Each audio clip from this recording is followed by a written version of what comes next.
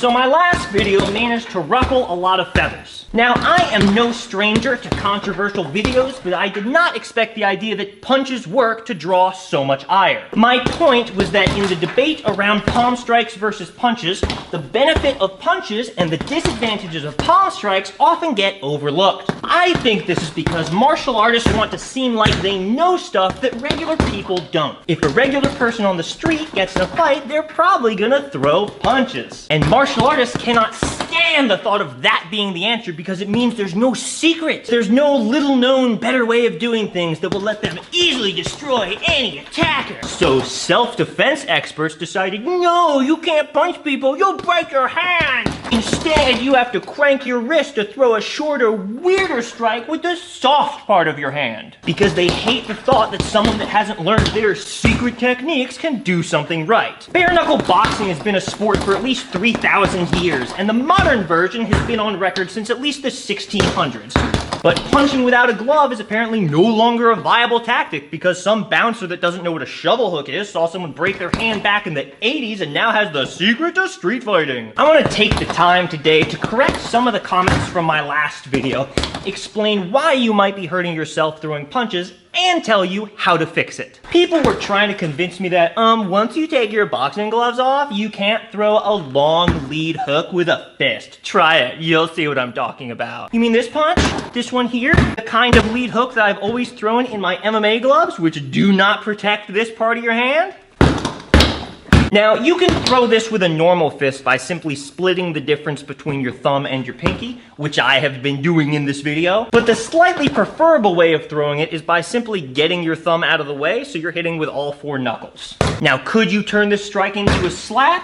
Sure, and it works almost as well. But I usually only do that when I want to initiate a grab. Otherwise, I like being able to hit them with the knuckles so I can cause damage with the bony bits. And we can't forget the brilliant quote, hit hard things with soft things and soft things with hard things. If you have a baseball bat and a pool noodle, which one's a better weapon? Does it depend on what you're hitting, or is the hard thing just better? Oh, baseball bats are brittle and you might break them. Yeah, but they'll actually do something. Every other weapon that we strike with, like shins, knees, elbows, and skulls, are hard for a reason. If you want to hit them with a soft thing, I guess butt first, but that's obviously not a good idea.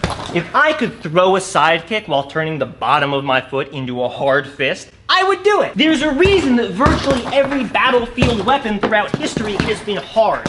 It's because soft things are bad weapons. Obviously, punches work, and they're better than palm strikes, and it's weird that I have to say this. The straight punch is probably the most widely accepted valid move in the history of martial arts.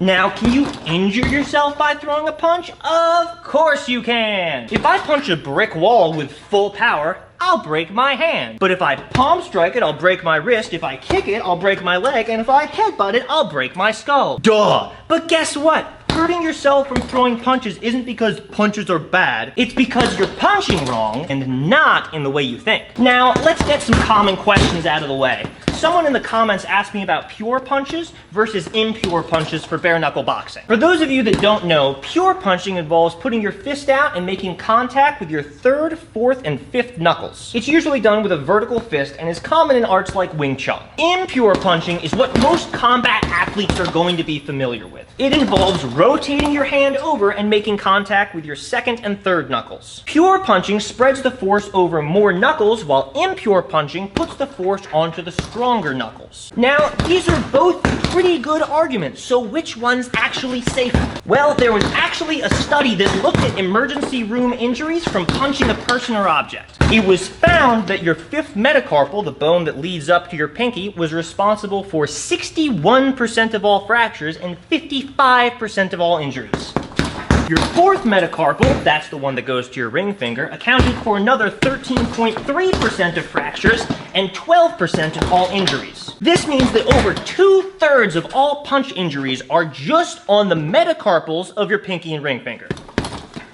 Unless someone can show me some contrary data, that's a pretty definitive victory for impure punching. And the reason for this is actually pretty interesting. Humans have a really long thumb, and making a proper fist usually involves wrapping that thumb over your pointer and middle finger. Now, this isn't just to get your thumb out of the way. It also helps buttress your two fingers and create a stronger, more rigid structure. However, unless you have a freakishly long thumb, your other fingers don't quite get the same protection. Now, this is mainly according to the work of Professor David Carrier, who seems to be the only biologist interested in punching.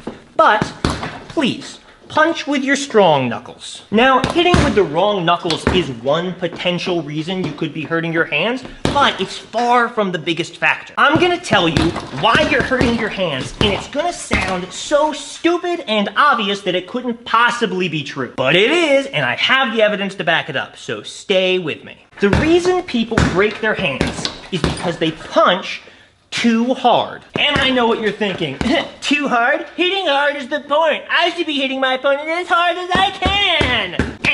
Wrong. In a study comparing the injuries of bare-knuckle boxing to those of MMA and normal boxing, it was found that the odds of fracturing your hand with no gloves was 3.2%. With MMA gloves, the odds were 3.8, and with boxing gloves, the odds were 4.7. This means that adding hand protection actually increases your risk of fracturing your hand. And if you think about it for a minute, the answer as to why becomes kind of obvious. When fighters think their hands are protected, they punch even harder, and extra padding can't protect you from stupidity. But they're also punching harder for an understandable reason.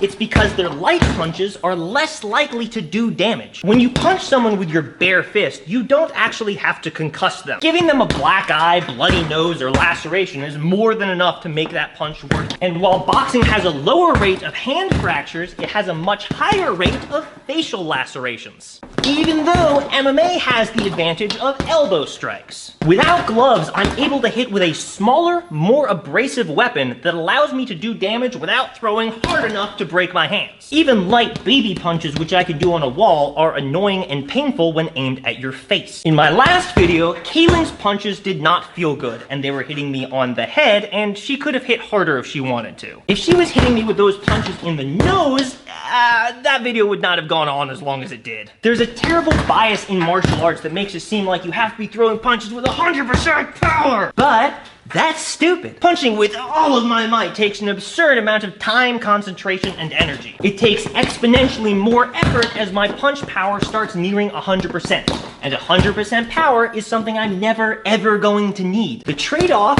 just isn't worth it. How you knock people out and cause damage is the subject of another video, but the short answer is it's not about power, it's about placement. A 50% power shot with good placement is more likely to knock someone out than a 100% power shot with bad placement. But a 50% power shot is going to take a fraction of the energy and present way less risk to you, meaning you can throw way more of them. And all of this is especially true for bare-knuckle boxing because I don't have to hit you that hard to tear skin. And with the pressure of a single knuckle coming in on your face, I don't need to hit you very hard to cause a black eye. Now, if gloves make fighters hit harder to cause meaningful damage, why are gloves used at all? If they end in more broken hands and concussions, isn't that bad? I don't want lacerations and bruises on my face any more than the next guy, but if it's between that and long-term brain damage, I'll take the lacerations, thank you very much.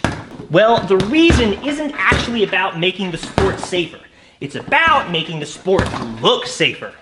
You can't see brain damage, and even broken hands are going to be hidden by your gloves. Knockouts are terrible, but to the untrained eye, they just look like you're taking a nap. Bruises, cuts, and hematomas, on the other hand, look really gory. And when you're trying to sell your sport to athletic commissions, advocacy groups, and hysterical mothers, the last thing you want is your fighters looking like they went 12 rounds with a blender. Plus, if you stick a bunch of gloves on people, it looks like you're trying to be safe. It looks like you're taking safety seriously and doing everything you can to make the sport less violent. You get to look like you're concerned about safety, politicians and advocacy groups get to pretend they made a difference, and we get to pretend that we're watching a civilized contest so our girlfriends don't think we're vicious animals. Really, the only people that lose are the fighters, but come on, when have we ever cared about them? Amateur boxers have to wear headgear, despite decades of research showing that it makes concussions worse. It's because nobody cares about the fighters. They care about having enough security theater to give the illusion of caring about the fighters. The moral of the story is that the world is made up of self-interested narcissists that'll make up garbage about self-defense and hurt fighters to line their pockets. And the only reason I'm motivated to tell you the truth is because I'm an agent of chaos that just wants to watch the world burn. Look at this kid, he's an idiot. I bet that he can't even fight. 'Cause my Krav Maga skills could totally kill. Only my school does martial arts right.